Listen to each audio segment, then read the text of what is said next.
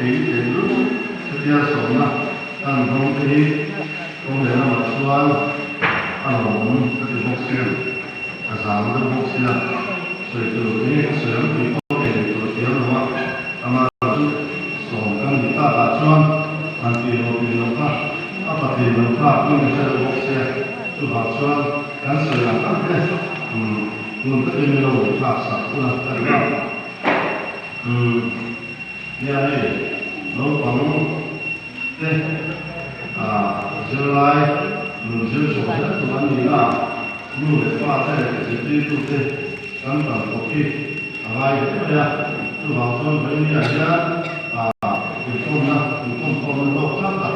cái này thì những cô bé sĩ là cái này phải là nhiều để phát trong cái con những đồ cần những đồ cần để do thế không cái cô cần thì là sử dụng anh không có thứ gì được cả thì cái số nó xả lên số xả thế dư nó xả lên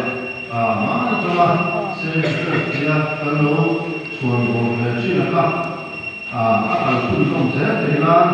để tôi pin nu để phát để sẽ pin tôi cái trong đó cao là phải cái gì với đi anh đi thì không thắt không thì tôi đi cái này tôi đây xem là cái gì vai của con nó còn chưa cần nó không có cho sự kia là cũng là không có nó thảo hỏng tiền khác cái đi luôn để qua đây sẽ tiếp tục thế kia này cái này nó còn cái từ nó cho nó ăn vui thì thế qua thì ăn đi luôn để qua đây sẽ tiếp tục thế kia xin thế này thì cái sẽ đi thấy tôi pin qua đây